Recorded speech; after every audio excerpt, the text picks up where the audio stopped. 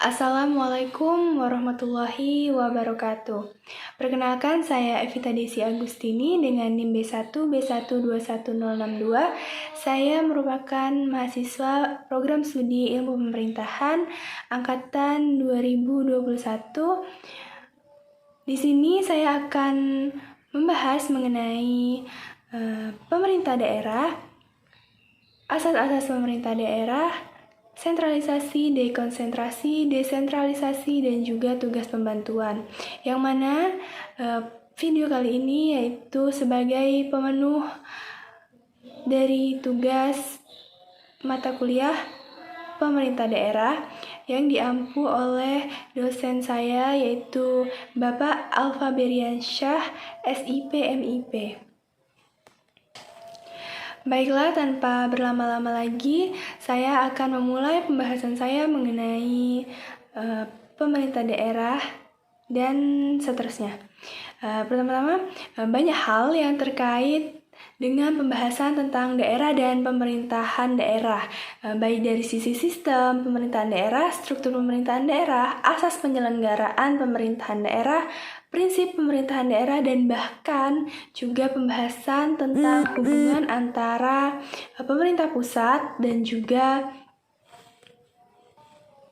pembahasan tentang hubungan antara pemerintah pusat dengan pemerintah daerah.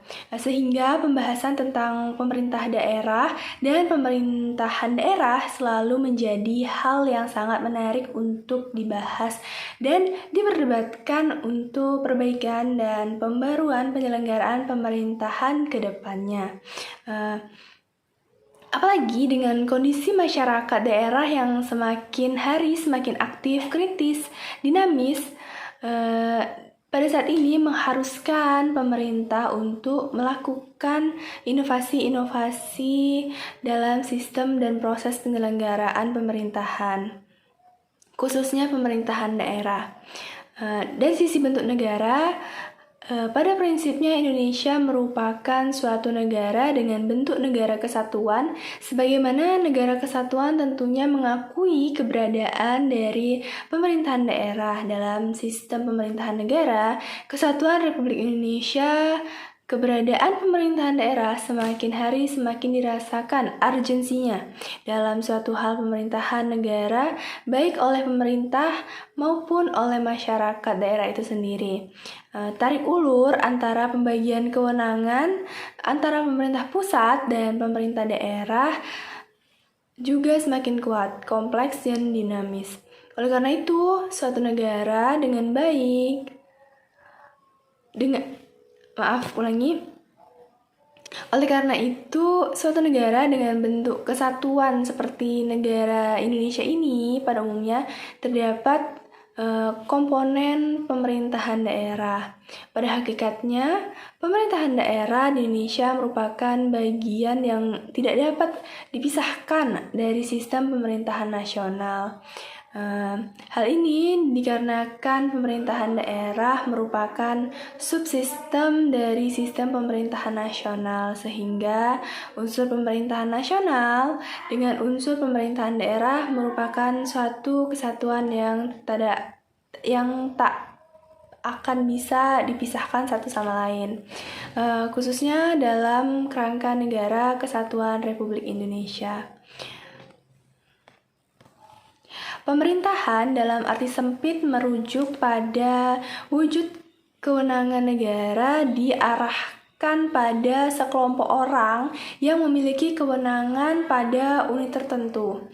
Pemerintah memang selalu dikaitkan dengan kewenangan, sedangkan politik berkaitan dengan kekuasaan.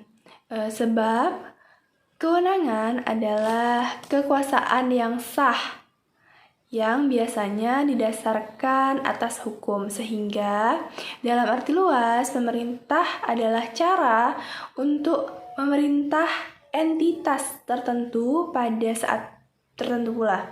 Dalam hal ini, kata pemerintah merujuk pada metode tertentu, tujuan, dan tingkat pengendalian masyarakat oleh suatu negara. Pemerintah merupakan penyelenggara urusan pemerintahan oleh pemerintah daerah dan Dewan Perwakilan Rakyat menurut asas otonomi dan tugas pembantuan dengan prinsip otonomi seluas-luasnya dalam sistem dan prinsip negara kesatuan Republik Indonesia. Sebagaimana dimaksudkan dalam Undang-Undang Dasar Negara Republik Indonesia tahun 1945. Pemerintah daerah itu berisikan gubernur, bupati atau wali kota, dan perangkat daerah sebagai unsur penyelenggaraan pemerintah daerah lainnya. Kemudian dalam pemerintahan daerah terdapat otonomi daerah, yang mana otonomi daerah dimuat dalam Undang-Undang Nomor 23 Tahun 2014 Pasal 1 Ayat 6. Pengertian otonomi daerah yaitu otonomi daerah merupakan hak wewenang dan kewajiban daerah otonom untuk mengatur dan mengurus urusan pemerintahan dan kepentingan masyarakat setempat dalam sistem kesatuan Republik Indonesia. Sejarah otonomi daerah dimulai dari lahirnya Undang-Undang Nomor 1 Tahun 1945. Dalam undang-undang ini ditetapkan 3 jenis otonomi atau 3 jenis daerah otonom, yaitu keresidenan, kabupaten, dan kota. Periode berlakunya undang-undang ini sangat terbatas, berumur kurang lebih 3 tahun karena diganti dengan Undang-Undang Nomor 22 Tahun 1948. Undang-Undang Nomor 22 Tahun 1948 berfokus pada pengaturan tentang susunan pemerintahan daerah yang demokratis. Di dalam undang-undang ini ditetapkan 2 jenis daerah otonom, yaitu otonom daerah biasa dan otonom daerah istimewa, serta 3 tingkatan daerah, yaitu provinsi, kabupaten atau kota besar, dan desa atau kota kecil. Dalam perkembangannya, kemudian muncul beberapa undang-undang tentang pemerintahan daerah, yaitu Undang-Undang Nomor 1 Tahun 1957 sebagai pengatur tanggal pertama yang berlaku seragam untuk seluruh Indonesia. Kemudian Undang-Undang Nomor 18 Tahun 1965 yang mengatur sistem otonomi yang seluas-luasnya. Dan Undang-Undang Nomor 5 Tahun 1974 mengatur pokok-pokok penyelenggaraan pemerintahan yang menjadi tugas pemerintah pusat di daerah. Selang waktu 25 tahun, kemudian baru berganti dengan Undang-Undang Nomor 22 Tahun 1999, yaitu pasca lengsernya rezim Orde Baru sampai ke era reformasi, yang kemudian melahirkan ketetapan MPR nomor 15 MPR/1998 tentang penyelenggaraan otonomi daerah, pengaturan, pembagian, dan pemanfaatan sumber daya nasional yang berkeadilan serta perimbangan keuangan pusat dan daerah dalam kerangka Negara Kesatuan Republik Indonesia. Barulah sejak tahun 2000, pelaksanaan otonomi daerah mulai terrealisasi secara bertahap. Setelah dilaksanakannya otonomi daerah, maka perimbangan keuangan sesuai Undang-Undang Nomor 25 Tahun 1999 memberikan peluang kepada daerah untuk mendapatkan 70% dari hasil pengelolaan kekayaan alamnya sendiri untuk dimanfaatkan sebagai kemajuan daerahnya sendiri. Kemudian masuk ke dalam otonomi khusus yang mana daerah memiliki otonomi khusus, yang mana otonomi khusus merupakan kewenangan khusus yang diakui dan diberikan kepada provinsi untuk mengatur dan mengurus kepentingan masyarakat setempat menurut dengan prakarsa sendiri berdasarkan apresiasi masyarakat. Istilah otonomi ini dapat diartikan sebagai kebebasan rakyat untuk mengatur dan mengurus rumah tangganya sendiri. Dalam hal ini, rakyat telah mendapatkan kekuasaan dan kewenangan yang lebih besar untuk mengatur penegakan hukum dan ketertiban masyarakat, mengatur sumber daya alam yang dimilikinya untuk kemakmuran rakyat, dan tetap memberikan tanggung jawab serta kontribusi terhadap kepentingan nasional. Demikian juga dalam pelaksanaan pembangunan daerah seperti infrastruktur, sosial, budaya, ekonomi, hukum, dan ketertiban di tataran provinsi sesuai dengan karakteristik alam serta masyarakat dan juga budaya yang unik dan tidak ada di daerah lain.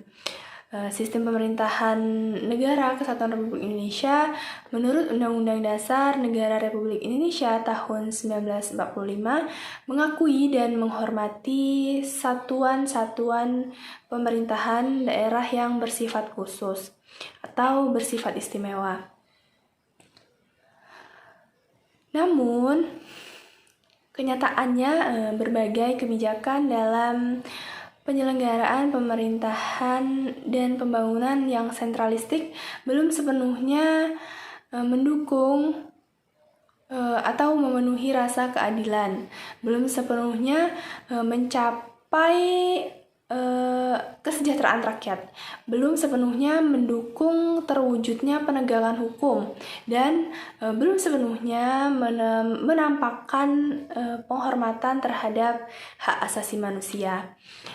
Reformasi di Indonesia memberikan peluang bagi timbulnya pemerintahan dan kesadaran bahwa negara Republik Indonesia dibagi atas daerah-daerah provinsi. Negara mengakui dan menghormati satuan-satuan pemerintahan daerah yang bersifat khusus atau bersifat istimewa yang diatur dengan undang-undang.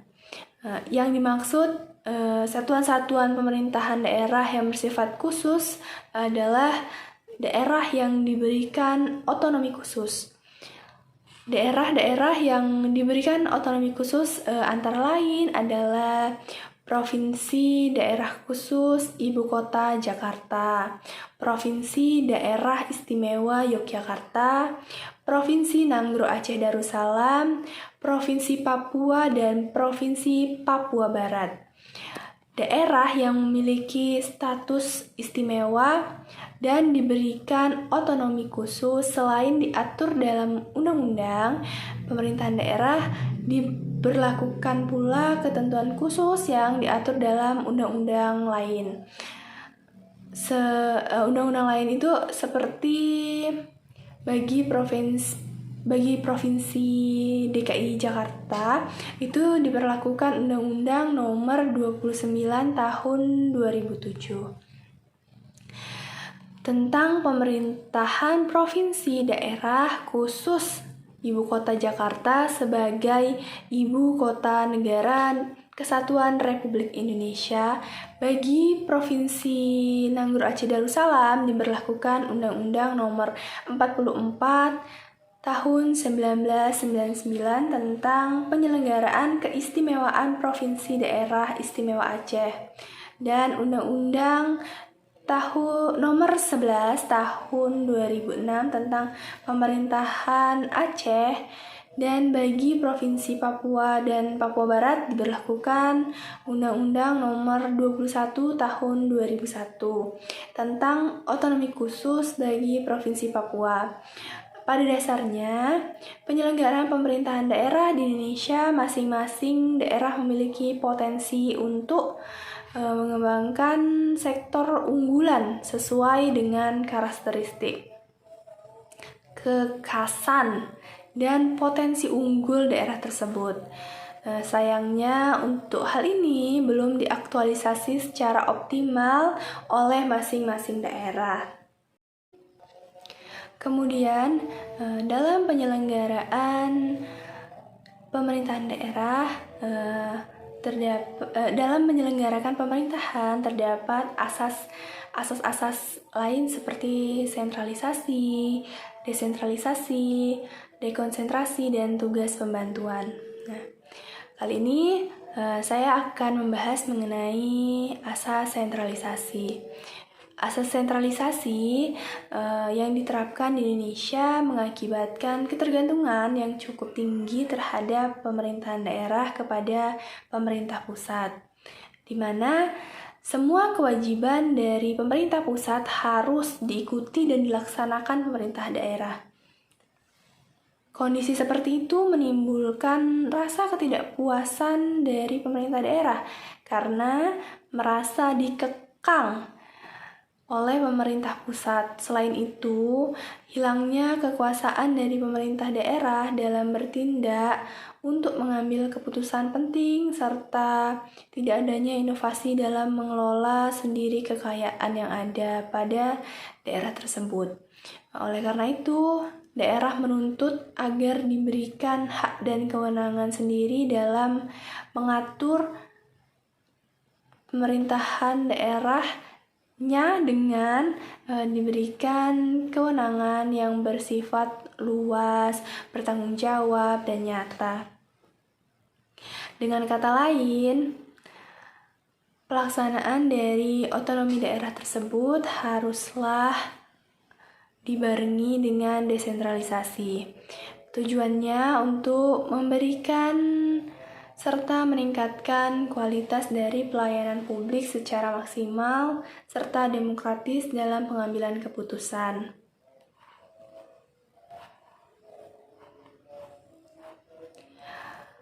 Sentralisasi itu dapat menjadi landasan kesatuan kebijakan lembaga atau masyarakat, dapat mencegah nafsu, memisahkan diri dari negara, dan dapat meningkatkan rasa persatuan. Meningkatkan rasa persamaan dalam perundang-undangan, pemerintahan, dan pengadilan sepanjang meliputi kepentingan seluruh wilayah dan bersifat serupa. Terdapat hasrat lebih mengutamakan umum daripada kepentingan daerah, golongan atau perorangan, masalah keperluan umum menjadi beban merata seluruh pihak. Tenaga yang lemah dapat dihimpun menjadi satu kesatuan yang besar, meningkatkan daya guna dan hasil guna dalam penyelenggaraan pemerintahan meskipun hal tersebut belum merupakan suatu kepastian. Dan juga sentralisasi memiliki kebaikan atau kebermanfaatan, yaitu meletakkan dasar kesatuan masyarakat, merupakan alat untuk memperkokoh perasaan persatuan, mendorong kesatuan dalam pelaksanaan hukum, membawa kepada penggalangan kekuatan. Dalam keadaan tertentu, sentralisasi dapat lebih efisien.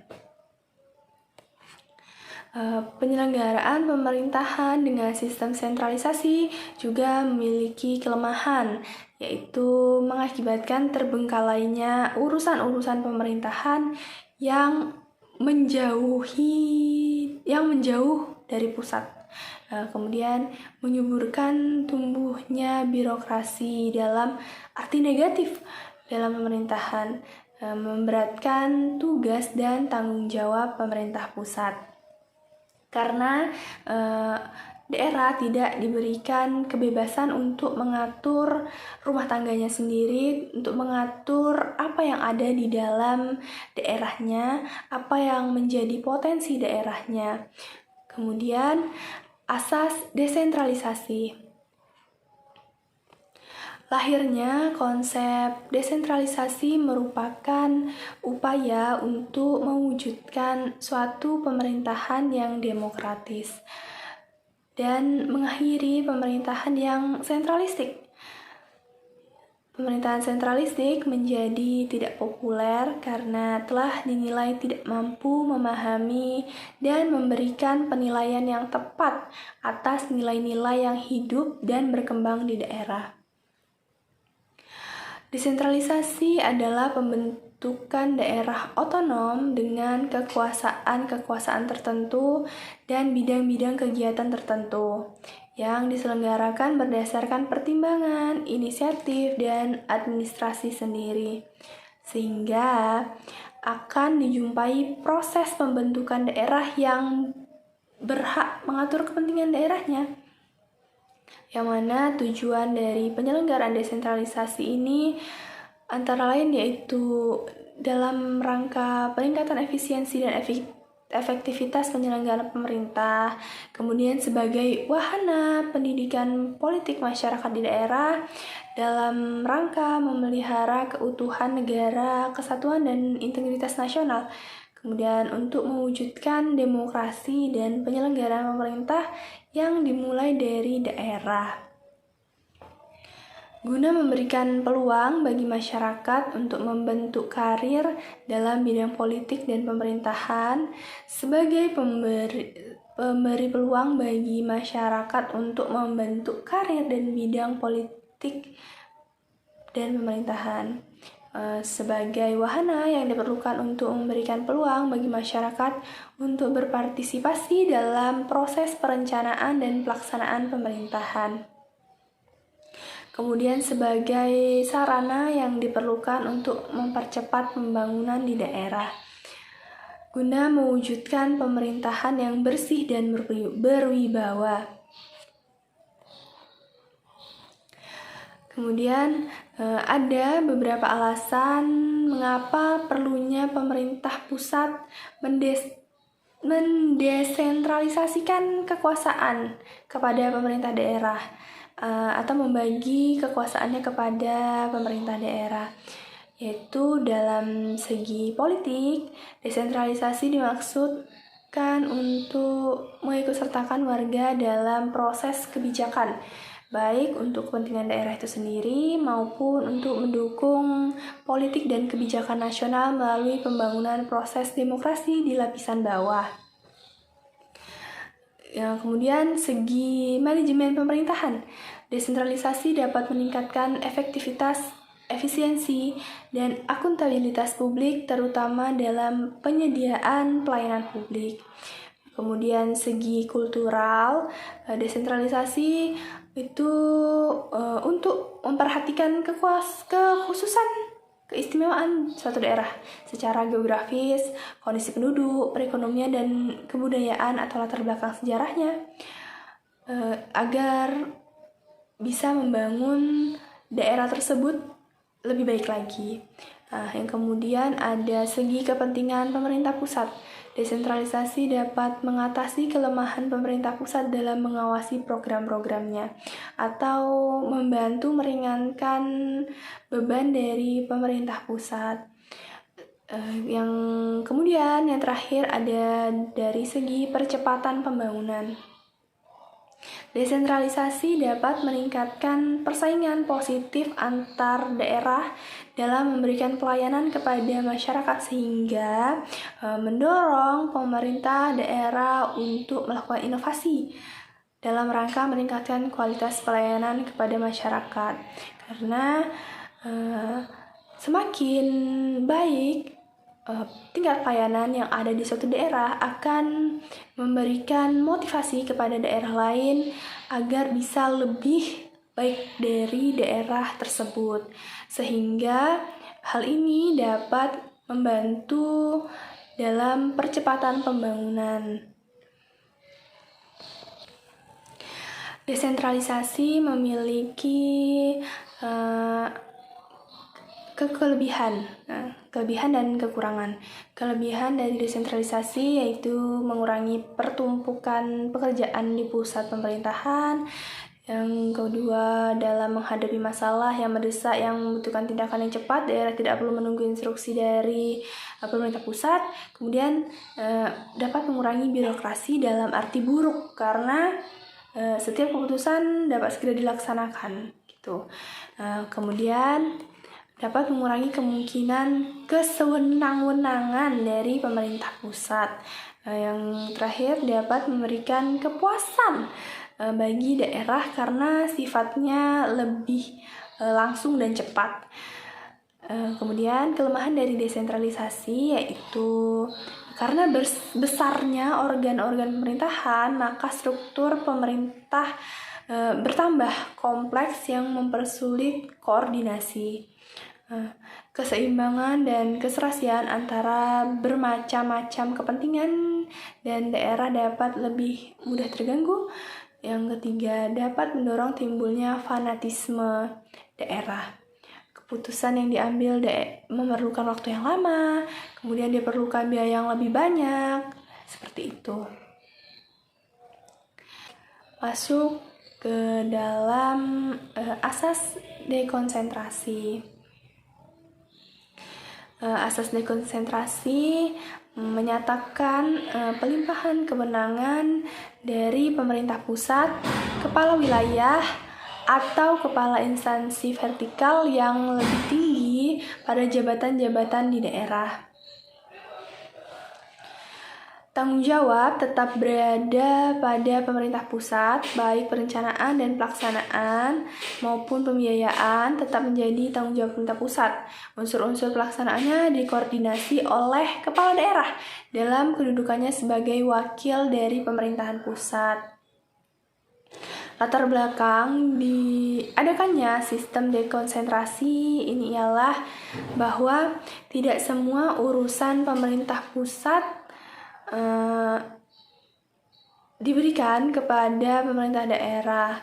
Dekonsentrasi merupakan sistem pemerintahan di mana terjadi pelimpahan sebagian kewenangan dari pemerintah pusat kepada alat-alat pemerintahan pusat yang ada di daerah dalam hubungan yang hierarkis antara atasan dan bawahan.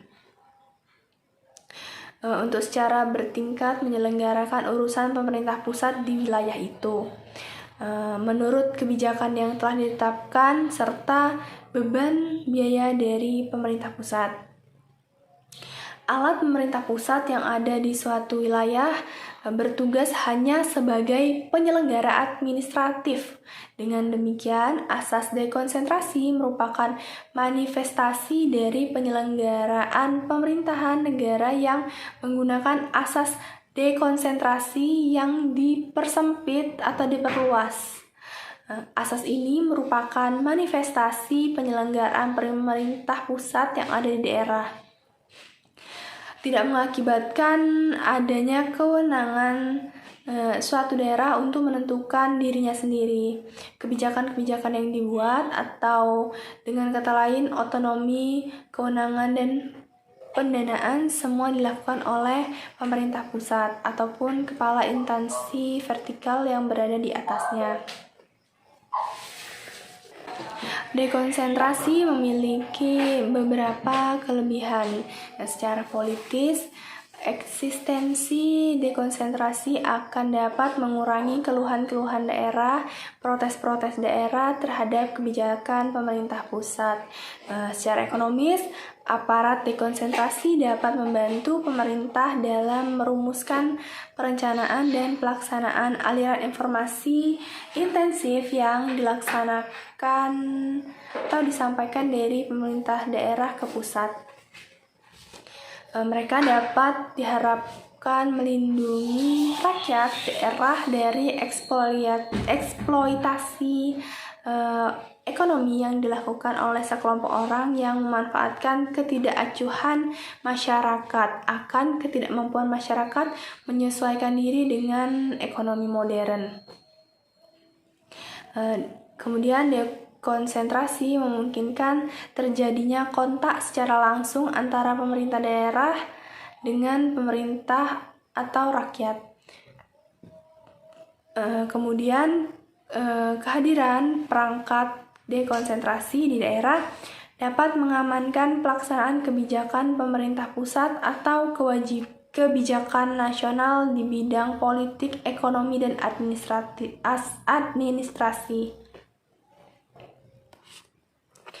dan juga dapat menjadi alat yang efektif untuk menjamin persatuan dan kesatuan nasional.